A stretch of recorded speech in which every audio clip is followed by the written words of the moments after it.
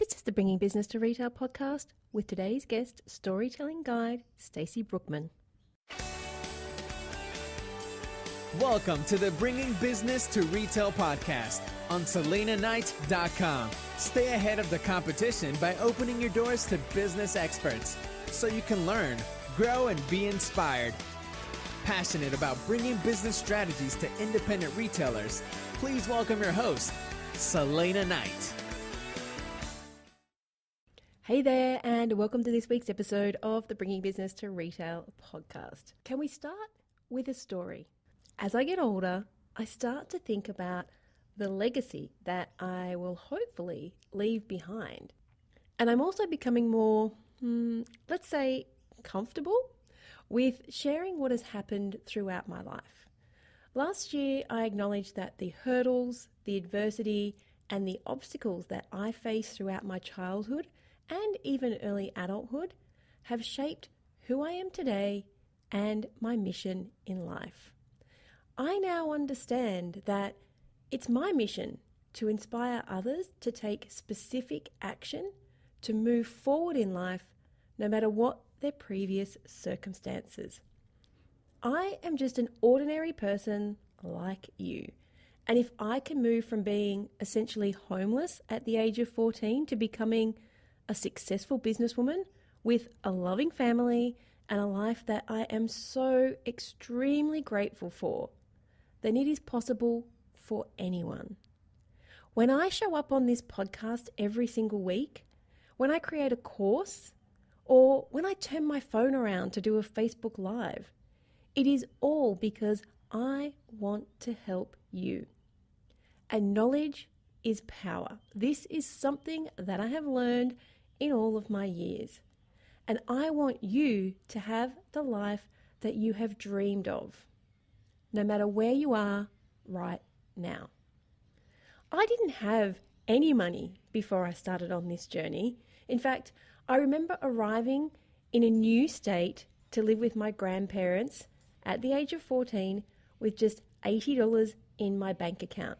And my dad had given me that money before I got on the plane to go and live with my grandparents to get me through until I could receive welfare payments. And in fact, I remember us thinking it would take 2 weeks, and it took a month. And I had just $80 to get through. My grandparents weren't well off. They weren't really in a position to be looking after me. So that money had to last. And for the last 2.5 decades, I have thought that the only way to be successful was to work my freaking butt off. To, what is the buzzword right now? To hustle. But over the last 5 years, I've worked out that it's not about the hustle. It's about having a goal and taking specific actions to move you one step closer to that goal every single day. Now, I do believe that I'll write a book one day, but I'm not sure about what. But in the meantime, I'm going to continue to share my story to help people just like you to achieve freedom, whatever freedom looks like to you. Now, one of those ways that you can move yourself closer to freedom without the freaking hustle is to stop doing everything yourself. Often fear gets in the way of us relinquishing control, of letting somebody else do a job for us. So I would like to share with you, in fact, I'm going to let you steal my complete hiring documents, the documents that I used to hire my amazing marketing manager, Monica, and my awesome assistant, Mooks. I'm going to give you the job ads and even the application forms so that you can use these to go and hire somebody in your business so that you can stop hustling as well. It's free. Going over to SelenaKnight.com/hiring and you can have them for free. SelenaKnight.com/hiring, and they are all yours. Use them however you like. It's my gift to you. Now, today's guest is Stacy Brookman, and she is a storytelling guide, but with a difference. Stacy believes that telling your stories help you move forward in life. And I really do thank Stacy for this episode because it has helped me to move that a little bit forward. Now, just a word of warning. There is nothing scary inside of this episode, but you may feel that it triggers you in some way. I share a little bit about my life. Stacy shares a little bit about her life. And if you're perhaps not in the best place right now, I do urge you to listen because I think there is a lot in here that can help you to move forward. But if it does trigger something in you and you do get upset, please reach out to organisations like Lifeline and make sure that you talk to somebody. But this is actually a fantastically uplifting episode. So let's jump in and hear all about how stories can help you move to the next level with Stacy Brookman. Before we jump into today's episode, I just want to do a great big shout out to the patrons of the show. Now, this is something that we implemented in episode 100, which is where my daughter Alana, who's 8, interviewed me and got a little bit obsessed with our dog. It's very funny. If you need to pick me up, go and listen to an 8-year-old get interviewed. But this show stays proudly independent, just like your retail store, because of people like you who pledge their support to keep it going. Now, putting this show together is not easy and it costs a lot of money. You know this. This is how business works, right? So I'm out there putting anywhere between 5 and 8 pieces of business strategy advice in your pocket or in your earbuds every single month, and you can pledge your support to keep the show alive. So I would love it if you would become a patron of the show. Simply head on over to selenaknight.com/patron and you can find the information there. Click the big button on the show notes if you would like to pledge your support and jump into today's episode. Hey there, and welcome to this week's episode of the Bringing Business to Retail podcast. Last night I was reading a fiction book, a cops and robbers book, and one of the characters was a lawyer, and he said, "I'm a storyteller. I take the facts and the parameters and I create a story that I want the jury to believe." Now the prosecution, they're also storytellers. They have the same facts, the same parameters, but they're going to craft a completely different story to get the jury to vote their way. The winner is the best storyteller. Now today's guest, Stacy Brookman, is a storytelling guide. She loves to help people discover and tell their life stories because it provides them with insight and courage to finally make progress and move ahead in their life. They become a more authentic person, comfortable with who they are and where they're going.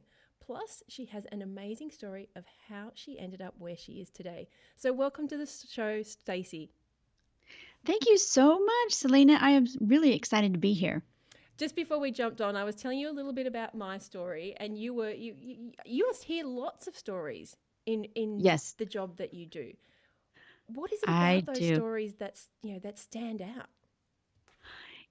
What I love about people's stories is their stories typically of overcoming. You don't really hear about stories very much about people not overcoming obstacles or a lot of failing. And that's what I love to help people see is that they're failures. And I love hearing stories about failures because then we can turn them into success stories. We can turn them into where people can live joy-filled lives. And that's a thrill for me. I love listening to people's stories because, we're all humans and we have that need for connection and our brains are wired for story, and that's how we connect. So I love it. Story is everywhere you see. How did you end up being a storytelling guide? That's not your technical term. I just made that one up for you. I hope you're okay I with like it. It works. How did you end Well, up there? oh, it was hard-won wisdom, is what I typically say. I was married to someone who was a sociopath, actually a sociopath. I don't bat that word around lightly. Some people do, oh, he's a sociopath. No, he really was a sociopath. And throughout that troubling time, at first, I don't know how raw you get, but I discovered that he was advertising himself on Facebook, on Craigslist.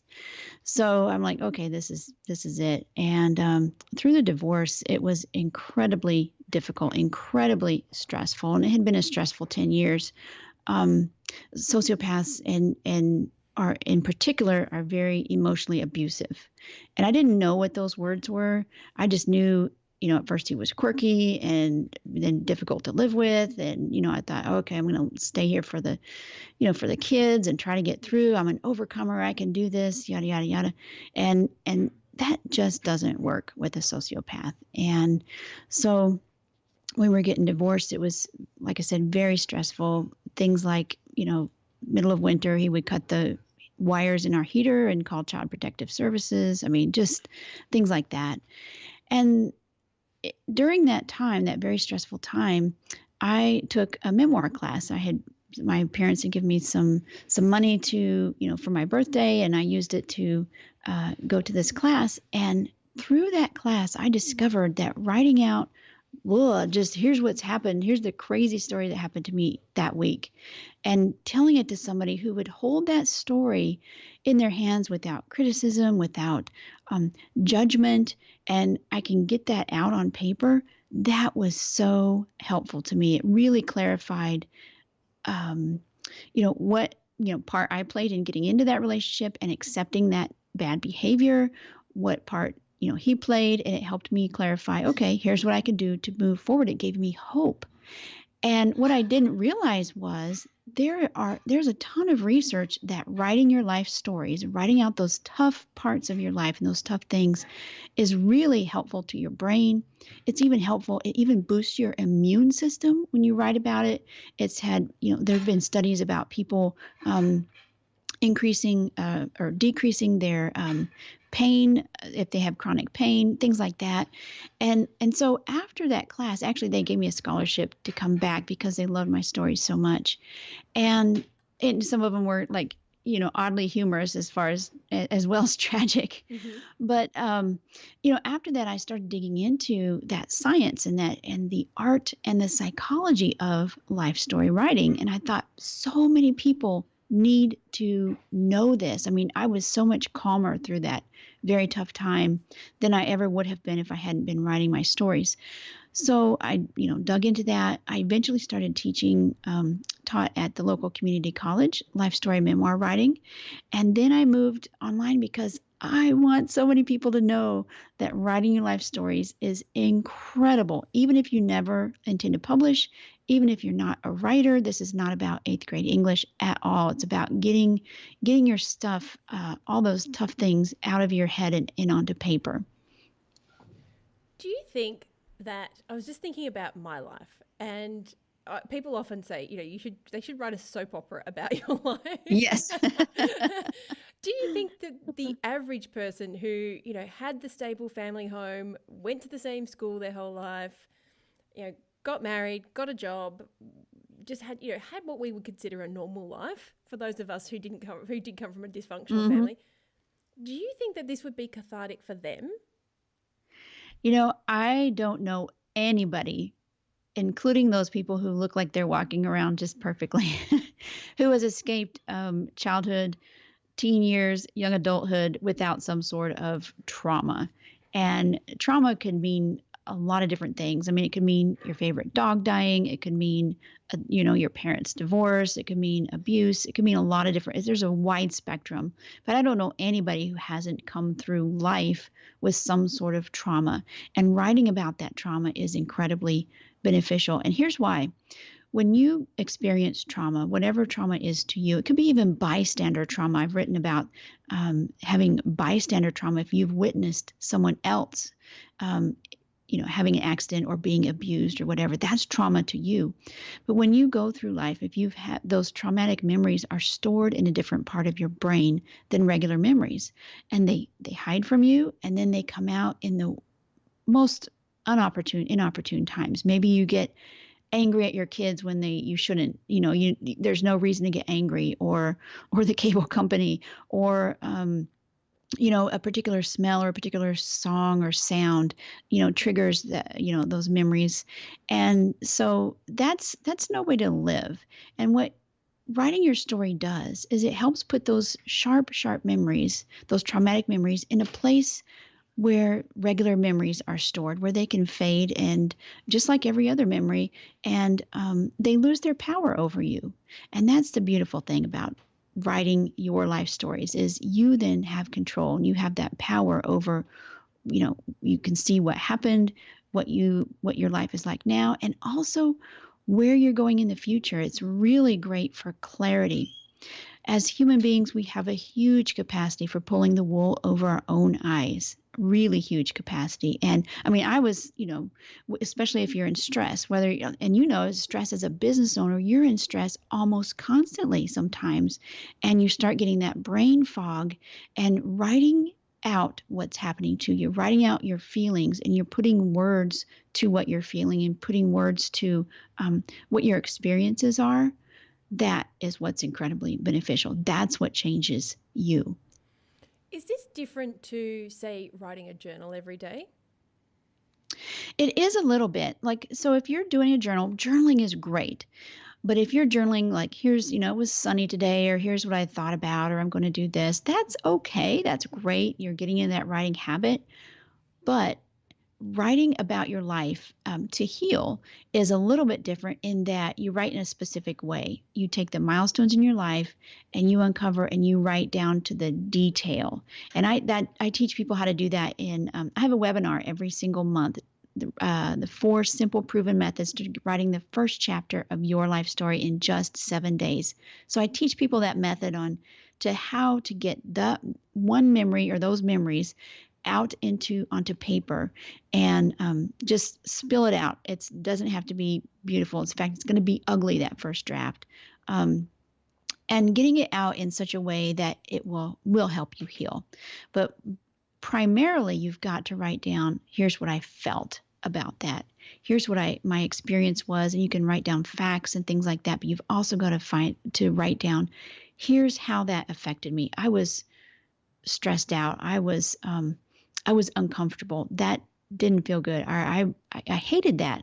I was angry over that. You've got to write down those feelings because then you own it and it's right out in black and white. The other thing I also wanted to share too is when you do that, when you experience trauma as a child, teen, young adult, whenever that is, you're experiencing it and your brain is that age, let's say 16 years old, 15 years old, you've experienced that trauma, and you yourself has experienced trauma as a teenager as well. So when you're an adult and you're looking back with much wiser eyes, right? You're looking back and you can give compassion to that 15-year-old and that 16-year-old for what they've gone through. And, when you're in that traumatic time, when you're younger, it's, you think, okay, it's my fault, or I've got to do this, or if I was more loving, that wouldn't have happened, or, I should have been stronger and I wasn't. But you can, when you're older, when you're in your 30s, 40s, 50s, 60s and on, you can look back at that younger self with a lot more compassion and say, you know what, your parents failed you. The adults in your life didn't care for you enough to do what they should have done. And you were not responsible for that.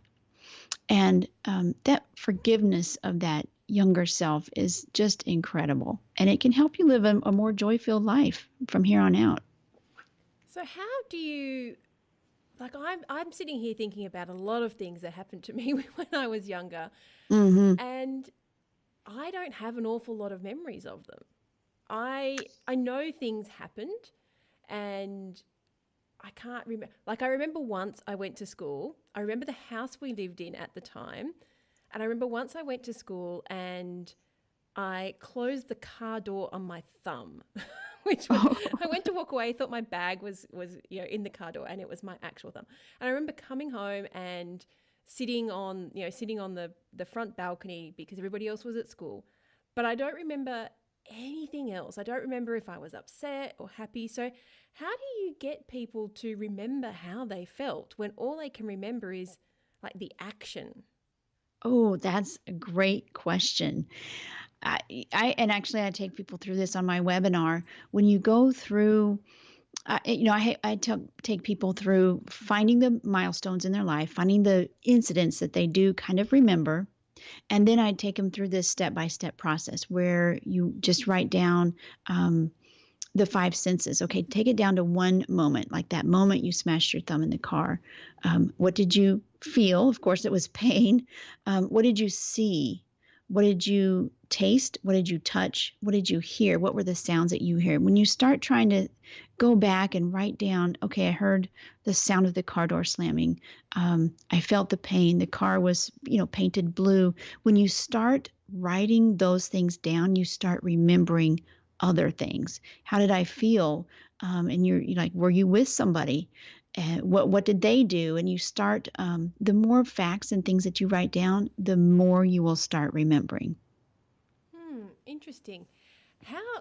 I'm sitting here thinking, if I wrote it down, would I remember all those things? Because I don't remember any of those things. And Well, in then, fact, I was going to say the school that I thought it happened at, now that I think of I know the house we were living at, and that school was not the same house we lived at. So clearly they've kind of meshed in my head and they're not 100% accurate. right. Well, the other thing too, after you start writing what few facts you do know, then you start to free write. And are you familiar with free writing? No, I'm not. Okay.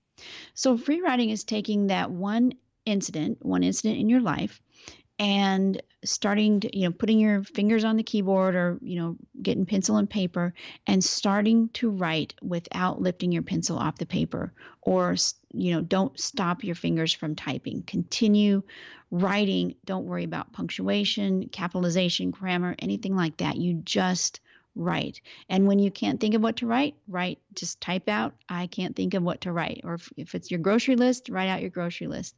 Your brain is throwing up obstacles and junk and is trying to put up that junk to not get to those golden nuggets of the real story.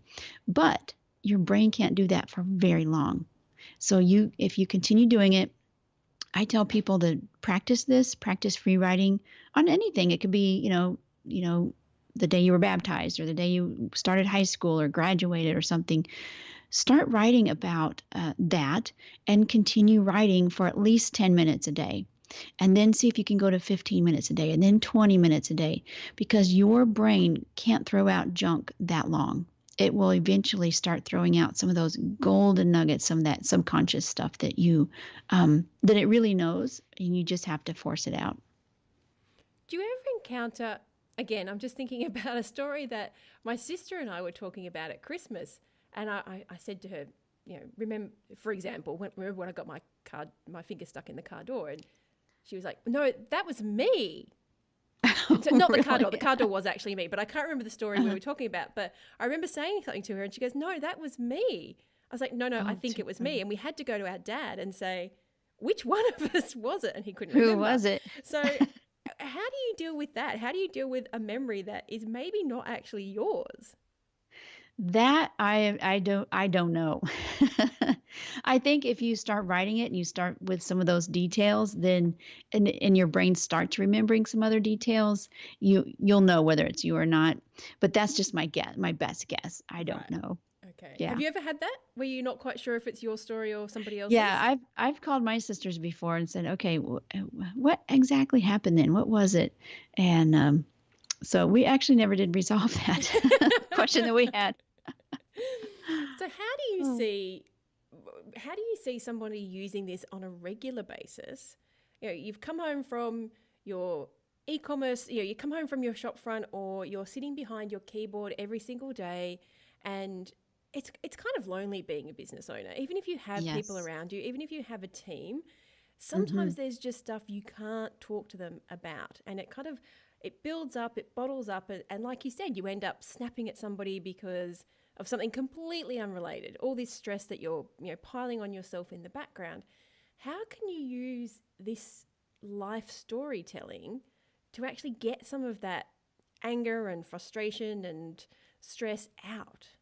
Absolutely. I can relate to that too, because, I think when you start writing, especially if you're a small business owner and you're writing about, okay, here's what happened. Here's what I feel so alone, or, I don't really have anybody to turn to, or I've got to do especially if you're a solopreneur, I've got to do everything. And I really hate, social media marketing or something like that. when you start writing those things out, and especially solopreneurs, you don't have anybody to hear your story, right? And because you don't want to go around complaining to everybody, but you've still got to get that out. You don't want to bottle that up inside. Anytime emotions are bottled up inside is not a good scenario.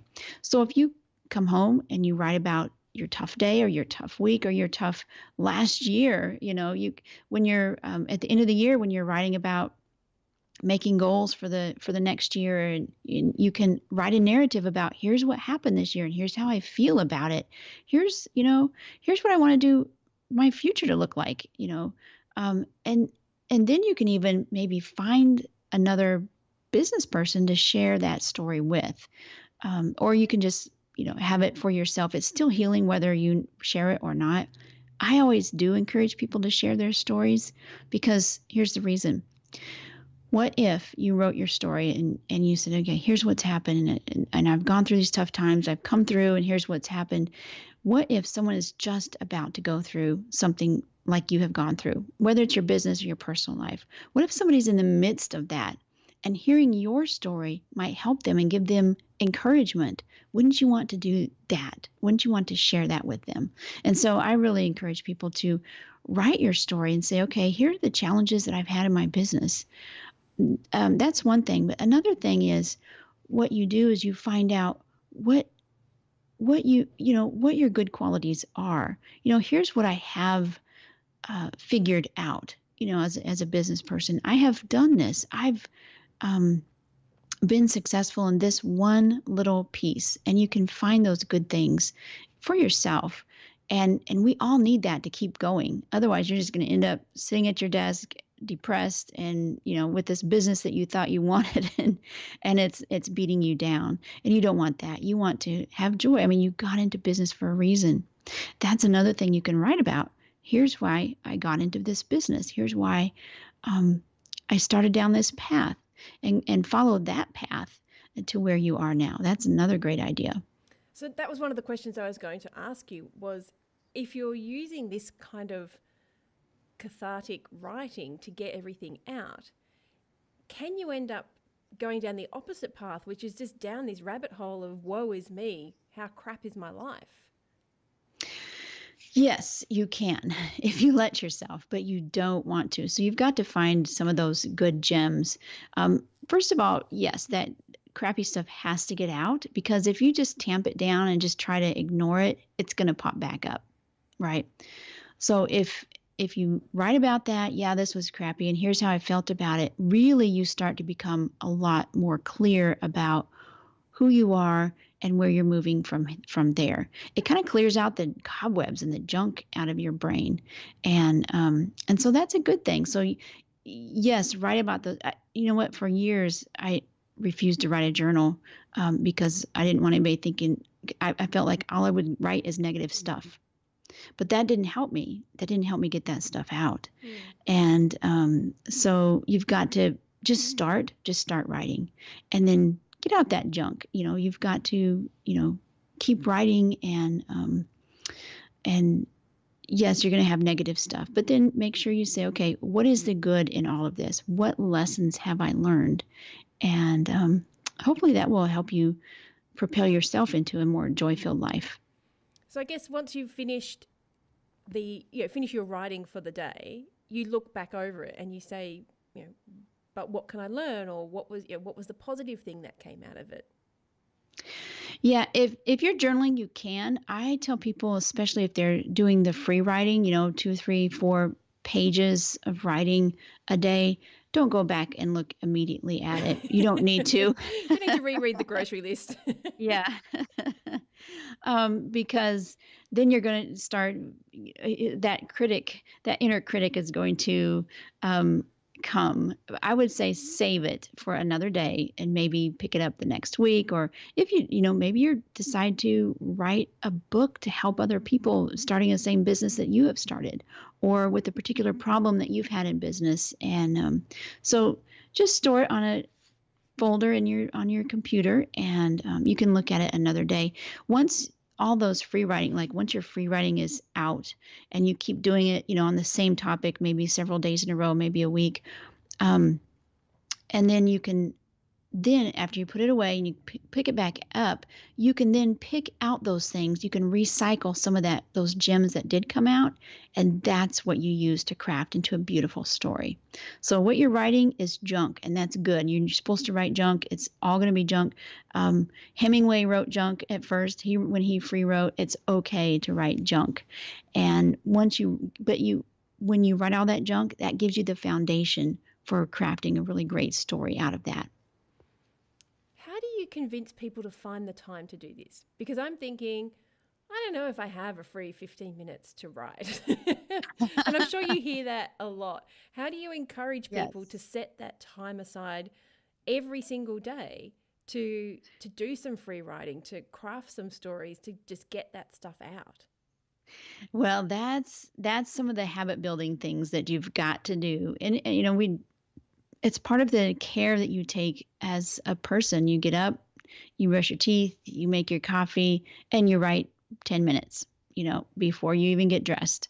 You build that into your life and into your habits if it's important enough. And I think if you just get started, you will see, most people, they don't even understand how much clarity they will have once they start writing. I've written some articles on Medium, and I love it because people comment and they say, "Oh my goodness, when I started writing about my life stories, I became so much clearer about where I needed to go, or what happened, or what was happening at the moment." And it really is, writing really helps you clarify, because you've got to find words for what's going up on in your head, in your brain. And when you find words, that's when you become clear. Do you have any amazing stories that you've come across, like whether it's adversity or joy or any of those things? Are there any that stick out in your mind that you're okay to share? Ooh, I don't think I feel comfortable sharing anybody else's story without them, other than my own, without them approving ahead of time. But yeah, I've had lots of people comment about what they've experienced. Okay, so from your point of view, when you got this out, did you turn it into a book? I didn't ask that question. Did you turn it in? Did you turn all this writing into an actual book? Well, I started initially because I wanted the truth to come out, and but my kids were younger, and now they're older teenagers. So I'm thinking about it just now, putting it into a book. I didn't want to do it while they were young. Mm-hmm. But so yeah. In fact, I've been talking with several editors over the past couple of months, and I just need to sit down and, finish more of it. What I want my book to be is a memoir and resilience primer. I don't want it just to be, hey, here's this crazy story. I want it to be, here's this crazy story, and if you have been emotionally abused, here's how you can recover, or here's what you can do. So I want it to be more than just a very fascinating tale. So this is a completely left field question.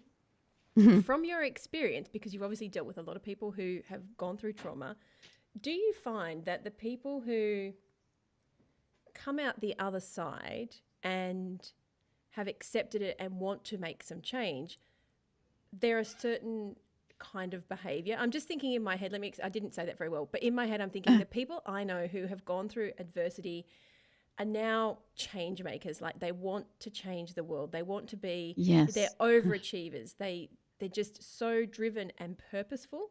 Is that something that you found? Oh, absolutely. And I think the reason why is because you've lived so much of your life cooped up, or controlled, or within certain boundaries that were not of your own making, that when you start writing and you find that freedom to speak your voice, and the freedom to tell your stories and discover and tell your stories, it's just so overwhelming that you've got to tell everybody else. The freedom is just amazing. So what would be your piece of advice to somebody who is listening to this and saying, story writing, not for me? It is not it's not story writing. Sorry. No, I'm just saying this to the people. It is not just story writing. It's good for your mental health. It's good for your immune system, and it can help you be a much clearer and more level-headed business person, and recover from any of the trauma that you've had in your life.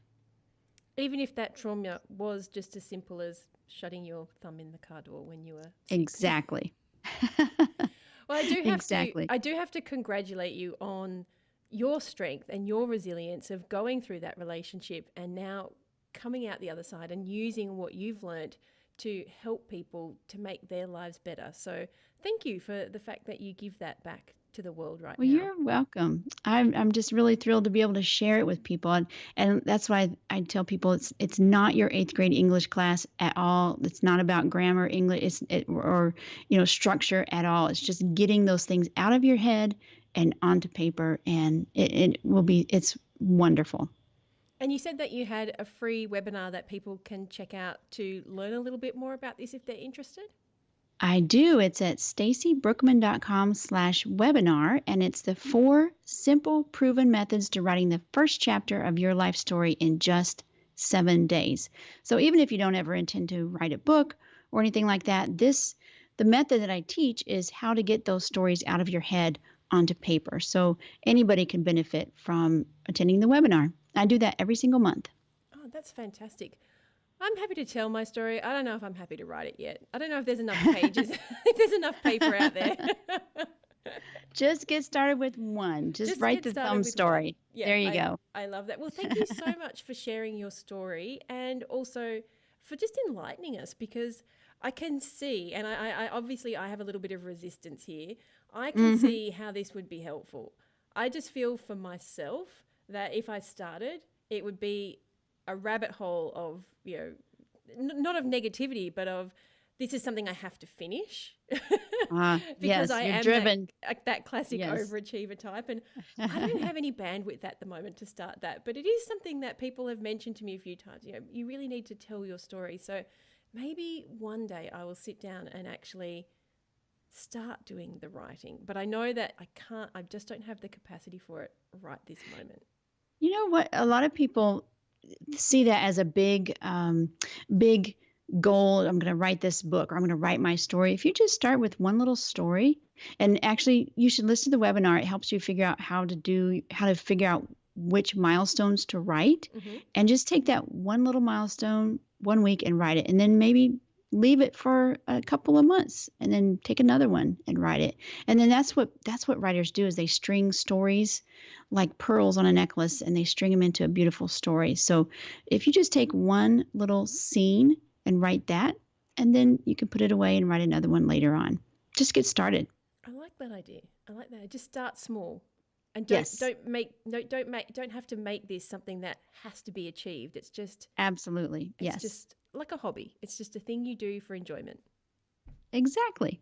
Okay. Well, thank you so much for coming on the show, and I'll just pop your website up there again, stacybrookman.com, and the webinar is at /webinar, and we will most certainly be adding that into the show notes if people would love to know more about life story writing.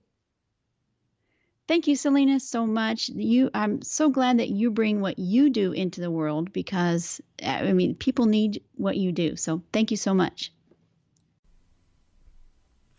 I hope you enjoyed this week's episode of the Bringing Business to Retail podcast. You can find all of the show notes over at selenaknight.com. If you found something that you heard today particularly useful, I'd love it if you could leave me a review on iTunes or Stitcher. And of course, feel free to share this episode with someone that you think could benefit by listening to it. Want more retail biz strategies? You can watch the Bringing Business to Retail TV show, where each week I'll answer a question or provide you with a simple, actionable retail biz strategy that you can implement in your business right away.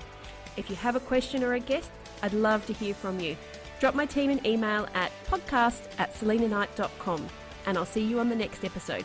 Have a great week.